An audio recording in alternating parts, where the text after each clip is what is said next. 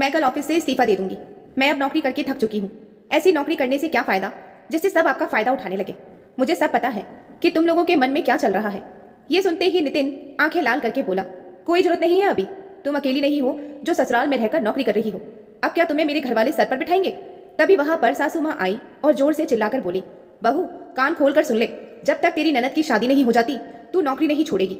ये सुनकर बहू शिवानी गुस्से से अपनी सास को देखने लगी, लेकिन अगले दिन जाकर उसने इस्तीफा दे दिया।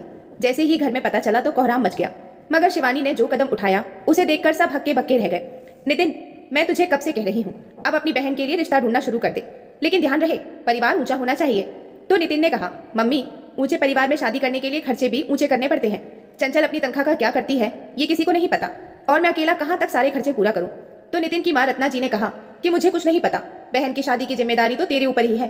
अगर पिताजी होते वह भी तो ऊंचे खानदान ही देखते। मुझे तेरे से ये उम्मीद नहीं थी कि तू अपनी जिम्मेदारी भूल जाएगा। नितिन ने गुस्से में कहा, मम्मी मैं जिम्मेदारी भूला नहीं हूँ, लेकिन आप बातें बड़ी बड़ी कर रही हो। एक सामान्य परिवार में शादी क्यों नहीं हो सकती। तभी वहां पर चंचल आई और बोली, भैया आपको पता है मेरी सहेलियों की शादी कितने बड़े बड़े घरों में हुई है। किसी का पति मेजर है तो किसी का पति इतना बड़ा इंजीनियर है, और तो और किसी का पति खुद की कंपनी का मालिक है। तो क्या आप मेरे लिए ऐसा लड़का नहीं ढूंढ सकते। पापा होते तो कितना अच्छा होता। नितिन ने चंचल से कहा कि अगर इतना अच्छा लड़का ढूंढेंगे तो वे दहेज कितना बड़ा मांगेंगे, ये नहीं सोच रही हो। तभी वहां पर नितिन की पत्नी शिवानी आ गई और फलों की प्लेट रखते हुए बोली, अरे चंचल तुम्हारे भैया सही तो कह रहे हैं, समझने की कोशिश करो कि इतने बड़े घर में दहेज भी बड़ा देना पड़ेगा। रत्ना जी तुरंत शिवानी को कहा कि तुम दोनों नौकरी करते हो तो इतना सोचने की क्या बात है। ये सुनकर शिवानी हक्की भक्की रह गई। उसे मन ही मन बहुत गुस्सा आ रहा था कि एक तो वह पहले से ही नितिन पर चढ़ा हुआ लोन उतार रही है। उसने तपाक से अपनी सासू माँ से कहा, माँ जी आप ऐसी बातें कैसे कर सकती हो। पहले से ही मेरी तनख्वाह में से नितिन पर चढ़े लोन की किस्त जाती है, ऊपर से आप मुझ पर एक और खर्चा बढ़ा रही हो। इतना दबाव आप अपने बेटे पर क्यों नहीं बनाती कि वह कोई बड़ी तनख्वाह वाली नौकरी ढूंढ ले। रत्ना जी ने तुरंत नितिन की तरफ देखा और कहा, यह आइडिया भी अच्छा है नितिन, तू ऐसा कर कोई और नौकरी ढूंढना शुरू कर दे जिसमें तनख्वाह ज्यादा मिले। नितिन की आंखें गुस्से से लाल हो गई और वह चिल्लाता हुआ बोला, शिवानी तू मम्मी के दिमाग में क्या भर रही हो। नौकरी ढूंढना क्या इतना आसान काम होता है। शिवानी गुस्से में उठकर चली गई और दोनों माँ बेटे आपस में बहस करते रहे। शिवानी मन ही मन सोच रही थी कि वह इसमें भागीदार नहीं बनेगी। आखिर वह इस घर के कितना खर्च उठाएगी। वह तो अपने पति से खर्चे का 1 रुपया भी नहीं मांगती। शिवानी ने इस वक्त के लिए खामोश रहना ही सही समझा, क्योंकि अभी तक कोई लड़का चंचल के लिए ढूंढा नहीं गया था। शिवानी को सुबह सुबह उठकर पहले घर के सारे काम खत्म करने पड़ते थे, क्योंकि चंचल तो सोती रहती और देर से सोकर उठती थी। अभी तक सासू माँ की शाम वाली बात दिमाग में घूम रही थी, तो उसने सुबह सुबह अपनी सास से कह दिया कि मम्मी जी आप जिसकी शादी करने की बात कर रही हैं वह तो बिस्तर पर पड़ी देर तक सोती रहती है। आखिर सोकर कैसे काम चलेगा। ससुराल में जाकर तो बहुत काम करना होता है। मुझे ही देख लीजिए, सुबह सुबह घर का काम करने के बाद मुझे नौकरी पर भी जाना पड़ता है। रत्ना देवी इस बात से बुरी तरह से तिलमिला गई और दहाड़ कर बोली कि देख बहू, मेरी बेटी के पीछे पड़ने की जरूरत नहीं है। अरे मायके में ही तो आराम के दिन होते हैं और ससुराल में तो काम करना ही पड़ता है। और ये क्या तू रोज रोज मुझे अपनी नौकरी की अकड़ दिखाती रहती है। वह तो मेरी मजबूरी है जो तुझे नौकरी करने के लिए कह रही हूँ। चंचल की शादी हो जाए फिर मैं तुझे पूछूंगी भी नहीं। शिवानी को ये बात सुनकर गुस्सा आ गया।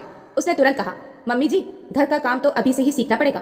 ससुराल में कोई काम नहीं सिखाता है। चंचल की शादी हो या ना हो, मैं तो अभी घर के लिए ही कमाती हूँ। लोन आपके बेटे ने लिया है और किस्त मैं उतार रही हूँ। शिवानी ये कहकर गुस्से में रसोई में चली गई और टिफिन की तैयारी करने लगी। बाहर बैठी रत्ना देवी गुस्से से दांत पीस कर रह गई। शिवानी ने सोचा कि मैं चुप रहती हूँ इसलिए ये लोग मुझे दबाते चले जा रहे हैं, लेकिन अब मैं ऐसा नहीं होने दूंगी। अब मुझे कुछ तो करना पड़ेगा। इस चंचल को ठीक नहीं किया तो मेरा नाम शिवानी नहीं। शिवानी जल्दी से सारी तैयारी करके चली गई और टिफिन घर पर ही भूल गई। सासू माँ ने टिफिन खोलकर देखा तो उसमें 2 तरह की सब्जी देखकर वह आग बबूला हो गई और अपने बेटे से जाकर बोली, अरे तेरी बीबी तो बहुत शहंशाह है। ये देख टिफिन में कितना सारा खाना लेकर जाती है और 2 तरह की सब्जियां टिफिन में ले जाती है। कल तो हमें खर्चों को लेकर इतना ज्ञान दे रही थी, लेकिन इतना खर्चा करते इसको शर्म नहीं आती। आज आ जाए तो इससे पूछना कि इतना खाना किससे पूछ कर ले जाती है और जाकर किसको खिलाती है। बात इतनी सी ही थी, मगर नितिन को भी गुस्सा आ गया, पर उसको ऑफिस जाना था। रत्ना देवी सारा दिन अपनी बहू को भला बुरा कहती रही और सोचती रही कि आज आ जाने दो इसे। मुझे पता है कि अब इसने ऑफिस में खाना ऑर्डर करके खाया होगा। हम पर खर्चों की लगाम लगाती है और खुद पर अंधाधुंध पैसे खर्च करती है। अरे मेरी बेटी की शादी में कुछ दे देगी तो इसका क्या जाएगा। चंचल भी माँ के गुस्से को हवा दे रही थी। वो भी पूरा दिन अपनी माँ के कान भरती रही। जैसे ही शाम के 7 बजे शिवानी घर में घुसी तो रत्ना देवी जोर से चिल्ला पड़ी, बहू मुझे सब पता है कि ऑफिस में क्या चल रहा है, तुझे तो घर से कोई मतलब ही नहीं है। ये सुनकर शिवानी की आंखों में भी गुस्सा नजर आने लगा, मगर वह थकान के कारण सीधे कमरे में चली गई। तो रत्ना देवी ने वहां से आवाज लगाकर कहा, अब जाकर चाय बनाएगी या तेरा बाप को बुलाऊं। ये सुनकर तो शिवानी तन बदन में आग लग गई। वह दंदनाती हुई आई और सासू माँ से बोली, मम्मी जी अब तो आप मेरे बाप को बुला लो और खाने के लिए नितिन के बाप को बुला लेना। ये सुनकर तो रत्ना देवी की आंखों में अंगारे फूट पड़े। बहू तेरी हिम्मत कैसे हुई अपने ससुर जी के बारे में ऐसे शब्द बोलने की। शिवानी ने गुस्से में कहा, आप भी तो मेरे स्वर्गवासी पिता के लिए ऐसे शब्द बोल रही हो। जब आपको शर्म नहीं आ रही तो फिर मुझे भी क्यों करनी चाहिए। आपको अपनी जबान पर लगाम ही नहीं है, जब देखो मेरे पीछे पड़ी रहती हैं। शिवानी चली गई और रत्ना देवी रोने बैठ गई। आज तो इसने मेरे पति को भी नहीं छोड़ा, कैसी बहू घर में आ गई है। इसकी नौकरी नहीं होती तो धक्के मारकर घर से बाहर निकाल देती। शिवानी को अच्छी तरह पता था कि उसके साथ इतनी लालची है और मतलबी है, तभी ये बातें बर्दाश्त कर रही है।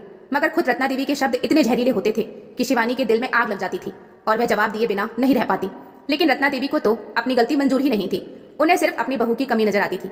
रात को नितिन के आते ही फिर से उन्होंने अपनी राम कहानी शुरू कर दी। बेटा, अब तो तेरे पिताजी के ताने भी मुझे मिलते हैं, तू कोई अच्छी सी नौकरी क्यों नहीं ढूंढ लेता? कम से कम इस कल मुही की बातें तो नहीं सुननी पड़ेगी। नितिन ने बिना पूरी बात जाने कमरे में जाकर शिवानी के गाल पर थप्पड़ मार दिया। शिवानी, तुम मेरी माँ से जबान संभाल कर बात किया करो। शिवानी ने आंख निकालकर गुस्से में कहा कि मैं अपने मरे हुए बाप के लिए एक शब्द नहीं सुन सकती, जैसे कि तुम्हारी माँ तुम्हारे पिताजी के लिए नहीं सुन सकती। मुझसे पैसे मांगते समय तो तुम्हारी माँ की जबान कितनी मीठी हो जाती है, लेकिन गालियां देते समय वह बिल्कुल लगाम नहीं लगाती। ये बातें जो तुम्हारी बहन अपनी ससुराल में सुनेगी तो तुम लोगों की अकल आएगी। नितिन शिवानी का चेहरा देखता रह गया और समझ गया कि उसकी माँ ने क्या किया होगा। चंचल की हरकतें तो वह पहले से ही जानता था, इसलिए कुछ नहीं बोला और चुपचाप बाथरूम में चला गया। हफ्ते भर घर में शांति रही, क्योंकि अब महीने का अंत आ रहा था और दोनों की तनख्वाह आने का भी समय हो रहा था। यही वह समय होता था जब रत्ना देवी घर में शांति बनाकर रखती थी और किसी से कुछ नहीं कहती थी। एक दिन जैसे ही शाम को नितिन घर पर आया तो रत्ना देवी ने नितिन से कहा कि आज पड़ोस की तारा देवी ने एक बहुत अच्छा रिश्ता बताया है। मुझे तो लड़के का परिवार लड़का बहुत पसंद है। तारा देवी ने मेरी लड़के की माँ से बात भी करवा दी है। बेटा, बस अब आगे बात बढ़ानी है। ये सुनकर नितिन अपनी माँ को ध्यान से देखने लगा और बोला, वह लड़का करता क्या है? तो रत्ना देवी ने खुश होते हुए कहा, वह लड़का एक होटल का मालिक है, लेकिन शादी अपनी माँ की मर्जी से करना चाहता है। उन्होंने चंचल की फोटो देखी, उनको चंचल पसंद है, अब वह मिलना चाहते हैं। रसोई में चाय बना रही शिवानी तुरंत चाय लेकर बाहर आकर बोली, मम्मी जी, फिर तो चंचल से कहिए कि अब घर का काम संभालना सीख ले। सुबह जल्दी सोकर उठना भी शुरू कर दे, नहीं तो ससुराल में बहुत सुनना पड़ेगा। रत्ना देवी ने आंखें निकालकर शिवानी को देखा और कहा, तू अपना मुंह बंद रख, जब देखो चंचल के पीछे पड़ी रहती है। शिवानी गुस्से में वहां से उठकर चली गई, क्योंकि उसे पता था कि अब यहाँ पर ऐसी बातें होंगी जिनको सुनकर उसे गुस्सा आ जाएगा। लेकिन फिर भी उसके कानों में कुछ ऐसा पहुंचा जिसे सुनकर उसके होश उड़ गए। रत्ना देवी ने कहा, नितिन, अपनी बीबी से कहो कि ऑफिस से तनख्वाह बढ़ाने की बात करे और एक लोन का इंतजाम कर ले। तू भी एक लोन का इंतजाम कर लेना, जिससे चंचल की शादी बहुत बढ़िया हो जाएगी। अंदर बैठी शिवानी ये सुनते ही सन रह गई कि आखिर जिस बहू में ये इतनी कमी निकालते हैं उससे उम्मीद कितनी बड़ी बड़ी रख रहे हैं। बाहर बैठे नितिन ने कहा कि मम्मी, पहले से एक लोन चल रहा है और कितने लोन मिल पाएंगे? तो रत्ना जी ने कहा कि अरे चिंता मत कर, हम बहू के जेवर चंचल की शादी में चढ़ा देंगे, सामान का इंतजाम तुम्हारे लोन से हो जाएगा। उन लोगों की डिमांड एक गाड़ी की है, उसके लिए मैंने कह दिया है कि शादी के बाद दे देंगे। नितिन को यह सुनकर गुस्सा आया और उसने बोला कि मम्मी, आपने इतने बड़े लेन देन की बात कर ली और मुझसे पूछा तक नहीं, उस लड़के का होटल है भी या नहीं, अभी इंक्वायरी भी नहीं करवाई। रत्ना देवी ने कहा, वह सब जिम्मेदारी मेरी है, बस तू पैसों का इंतजाम कर ले। बहू के घर से आए इतने सारे गिफ्ट अभी तक पैक रखे हैं, उनको भी चंचल को दे देंगे। शिवानी ये सारी बातें अब कान लगाकर सुन रही थी और सुन सुनकर उसके अंदर ज्वालामुखी फटने को तैयार था। रत्ना देवी ने नितिन से कहा कि तू बस अपनी महारानी से बात कर ले, क्योंकि उससे बात करना मेरे बस की बात नहीं है। उसे तो अपनी ननद की शादी की फिक्र ही नहीं है। नितिन भी शिवानी से बात नहीं करना चाहता था, इसलिए वह चुपचाप कमरे में जाकर बैठ गया और शिवानी से कुछ नहीं कहा। मगर शिवानी ने कहा, नितिन, मैं कल ऑफिस से इस्तीफा दे दूंगी। मैं अब नौकरी करके थक चुकी हूँ। ऐसी नौकरी करने का क्या फायदा जो सब आपका फायदा उठाने लगे। मुझे सब पता है कि तुम लोगों के मन में क्या चल रहा है। ये सुनते ही नितिन आंखें लाल करके बोला, कोई जरूरत नहीं है, अभी तुम अकेली नहीं हो जो ससुराल में रहकर नौकरी कर रही हो। अब क्या तुम्हें मेरे घर वाले सर पे बिठाएंगे? तभी वहां पर सासू माँ आई और जोर से चिल्लाकर बोली, बहू, कान खोल कर सुन ले, जब तक तेरी ननद की शादी नहीं हो जाती तू नौकरी नहीं छोड़ेगी। ये मेरा आखिरी फैसला है। ये सुनकर शिवानी गुस्से से अपनी सास को देखने लगी और जोर से चिल्लाकर बोली, बहू के मायके का सामान नंद को देने की बात हो रही है, यहाँ तक कि आप मेरे जेवर भी चंचल को देने की बात कर रही हो। अरे आपको तो शर्म आनी चाहिए। अगर आपकी इतनी हैसियत नहीं है तो इतने बड़े खानदान का लड़का क्यों देखा है? आप भी कान खोलकर सुन लो कि मैं कोई लोन लेने वाली नहीं हूँ और कल को ये नौकरी भी छोड़ दूंगी, क्योंकि मेरी तनख्वाह आ गई है। मैं भी सुकून से रहना चाहती हूँ और इस रोज की भागदौड़ से थक गई हूँ, क्योंकि तुम्हारी बेटी कामचोर है जो मेरी कोई मदद नहीं करती। रत्ना देवी ने तुरंत चिल्लाकर कहा, बहू, जवान संभाल कर बात कर, तुझे लोन भी लेना पड़ेगा और ये नौकरी भी नहीं छोड़ेगी। मेरी बेटी से जलन हो रही है कि उसको इतना अच्छा रिश्ता मिल गया है, इसलिए तू नहीं चाहती कि उस घर में मेरी बेटी की शादी हो जाए। शिवानी ने नितिन की तरफ देखकर कहा कि तुम कुछ भी नहीं बोल रहे हो। तुम्हारी माँ बहन मेरे पीछे पड़ी है, मुझे कर्ज तले दबा देना चाहती है और मेरा स्त्री धन छीन लेना चाहती है। अगर आज तुम कुछ नहीं बोले तो कल देखना कि मैं क्या करती हूँ। नितिन शिवानी की बात सुनकर गरज कर बोला, तुम में से कोई भी मुझे शांति से सोचने का मौका नहीं दे रहा है। तभी वहां पर चंचल बीच में बोल पड़ी, हाँ हाँ भैया, मुझे पता है कि आप शांति से क्या सोचने वाले हो। आप तो अपनी बीवी के आगे पीछे घूमते हो, क्योंकि वह नौकरी जो करती है। अब बहन का घर बसने की बात आई तो पीछे हट रहे हो। शिवानी ने तुरंत चंचल को बीच में ही लताड़ कर कहा, एक तो काम चोरी करती हो और लड़का तुम्हें ऊंचे खानदान का चाहिए। अरे ऊंचे खानदान में रहने के लिए खुद को भी उस काबिल होना चाहिए। कहीं ऐसा ना हो कि शादी के 2 दिन बाद तुम्हारा तलाक हो जाए। यह सुनकर रत्ना देवी जोर से दहाड़ी, बहू, जुबान को लगाम दे, वरना तेरा खानदान यहीं इकट्ठा कर दूंगी। शिवानी ने हाथ बांधकर कहा कि इसकी तो आपकी हिम्मत ही नहीं है, क्योंकि आपको मुझसे पैसे तो चाहिए जो मेरे खानदान से तो नहीं मिलेंगे। नितिन ने गुस्से में शिवानी से कहा कि तुम चुप होती हो या नहीं? तुम लोगों ने घर को सिर पर उठा रखा है। चंचल ने तुरंत तिल मिलाकर कहा, सर पर तो आपकी बीवी ने उठा रखा है, जिसको कुछ कहने की आपकी हिम्मत नहीं है। भगवान करे ऐसा भाई दुश्मन को भी ना मिले। चंचल ऐसा कहकर पैर पटकती हुई बाहर चली गई और पीछे पीछे रत्ना देवी भी चली गई।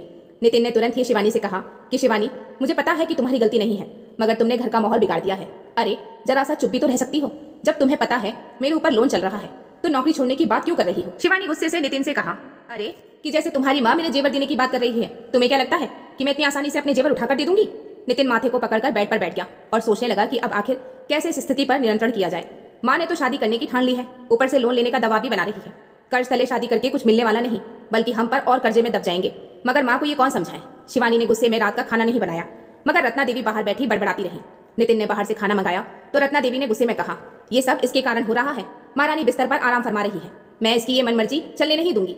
नितिन ने कुछ नहीं कहा और सब लोग रात का खाना खाकर सो गए। शिवानी सुबह उठी, लेकिन उसने घर का कोई काम नहीं किया। जैसे ही सासू माँ ने चिल्लाकर चाय के लिए आवाज लगाई तो शिवानी ने अपनी सास से कहा, जिसकी शादी करने के सपने देख रही है उसी से चाय भी बनवा लीजिए। शिवानी का टकासा जवाब सुनकर रत्ना देवी देखती रह गई और शिवानी ऑफिस चली गई।